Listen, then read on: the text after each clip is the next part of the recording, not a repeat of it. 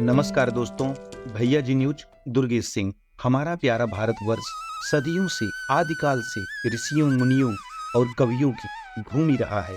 इस पावन भूमि में ऐसे ऐसे महान संत, कवि, वक्ता हुए जिनकी ख्याति आज पूरे भारतवर्ष में गूंज रही है। इसी क्रम में आज हम बात करेंगे सद्गुरु संत श्री रितेश्वर महाराज की। रितेश्वर महाराज आधुनिक भारत के एक आध्यात्मिक नेता, प्रेरक, वक्ता और लेखक हैं। वह श्री आनंद धाम के संस्थापक हैं और भगवान कृष्ण की शिक्षाओं के प्रबल समर्थक हैं।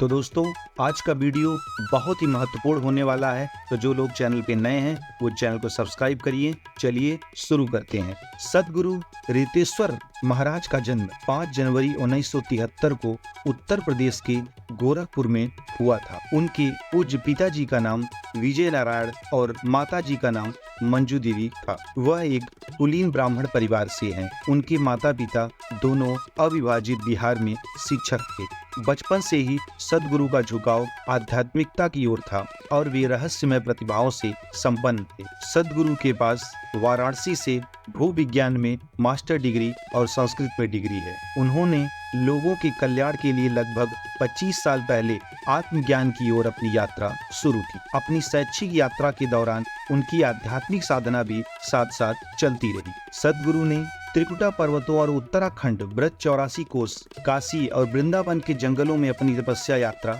शुरू की। इसी क्रम में उन्होंने श्रीमद् भागवत ज्ञान यज्ञ, वाल्मीकि रामायण कथा और भक्तमाल की कथाओं के माध्यम से लगातार यात्रा करते हुए देश के लगभग हर हिस्से में लंबी यात्राएं की। वह अक्सर भगवान कृष्ण के प्रेम की महानता और उनके प्रदान की गई मूल्यवान शिक्षाओं और गीता के बारे में जागरूकता फैलाते हैं। सद्गुरु ने उत्तर प्रदेश के वृंदावन में एक अंतर्राष्ट्रीय शैक्षिक और गैर लाभकारी संगठन श्री आनंद धाम की स्थापना की, जिसकी शाखाएं भारत के राजधानी राज्यों में चल रही हैं। उनकी पहल भारत के विभिन्न संभावित क्षेत्रों में पानी बचाओ, पेड़ बचाओ, भविष्य बचाओ पर अभियान चलाती हैं। सद्गुरु हर साल अब पूरे भारत में नशीली दवाओं और शराब की लत पर प्रतिबंध लगाने की मांग करते हैं। इसके अलावा सद्गुरु अपने सभी भक्तों की सेवा के लिए लाडली प्रसादम नामक एक निःशुल्क भोजन केंद्र भी चलाते हैं। नई पीढ़ी के कल्याण के लिए श्रीमद् भागवत महापुराण में छिपे रहस्यों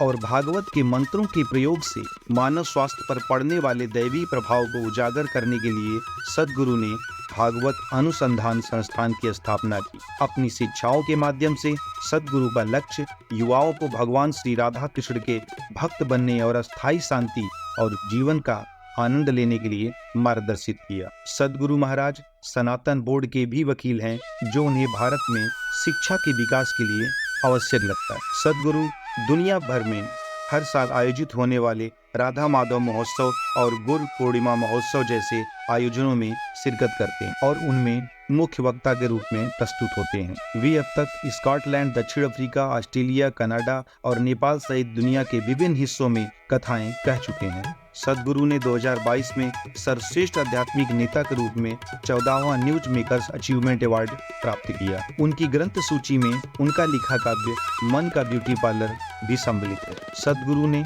मानव मन के ज्ञान को जगाने और उसे आनंदमय जीवन की ओर ले जाने के लिए एक निरंतर यात्रा शुरू की है, जो कि बहुत ही सराहनीय है। सनातन धर्म के प्रति आज युवाओं में जागरूकता पैदा करने के लिए उनका समर्पण और उनका प्रयास अत्यंत सराहनीय है। आज सद्गुरु महाराज रितेश्वर जी युवाओं के बीच बहुत ही लोकप्रिय हैं और उनकी कथाएं और व्याख्यान पूरे देश में बड़े चाव के साथ सुनी जाती हैं और लोग उनका अनुसरण करते हैं। वे सनातन धर्म की सेवा के लिए बहुत ही अच्छा कार्य कर रहे हैं। भैया जी न्यूज टीम सद्गुरु के प्रयासों को और उनके कार्यों की भूरी भूरी प्रशंसा करता है और उनके उज्जवल भविष्य की कामना करता है। तो दोस्तों, आज के लिए इतना ही।